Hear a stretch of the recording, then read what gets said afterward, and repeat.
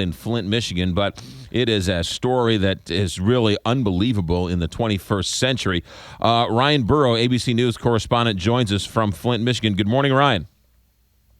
It's been an interesting couple days for the people in Flint. Now that the governor has come and paid a visit, even though he didn't speak publicly with the protesters who were outside of City Hall chambers, he did answer some of the media's questions yesterday about what he knew, when he knew it, and how he's going to fix this situation of this tainted water that people in Flint have been drinking since apparently 2014.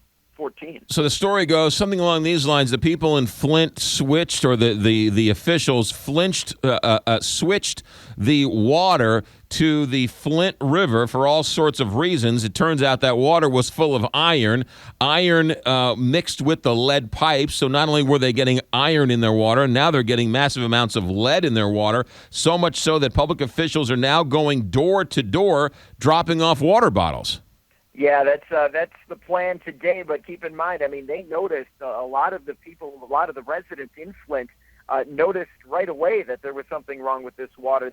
This was kind of a temporary option for them while they waited for the Lake Huron water to become available. They had been using the Detroit water, and then the city council realized that it would save them money to go with this option, to dump the Detroit water and create this kind of temporary solution while they waited for the Huron water to take the water from the river. And it was tainted water. They noticed some high lead blood levels among children.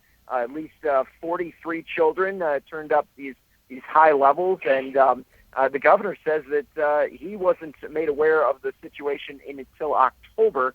And that's when the state started getting involved. And now they're going door to door trying to rectify the problem, at least temporarily. In the meantime, the governor's created a committee to try to get to the bottom of the issue and figure out how to fix it. And he's lobbying people in both Lansing, Michigan, and it sounds like soon the federal government for funds to try to rectify this.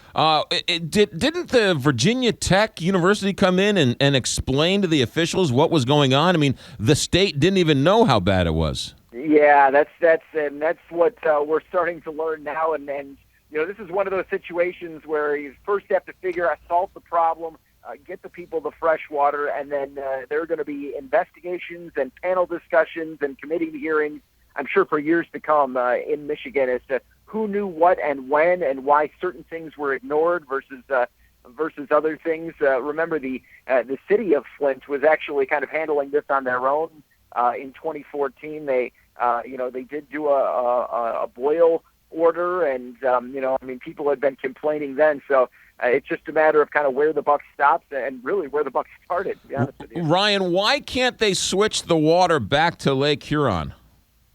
Well, the Huron one hadn't been completed yet. It was the Detroit water was a different source.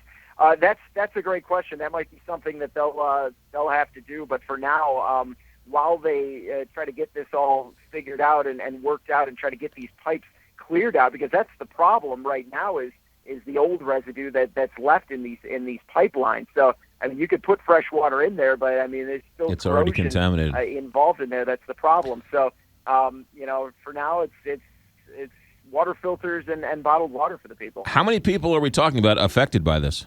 Yeah, it sounds like 15,000 residents, but they're going door to door to everyone to see who was impacted.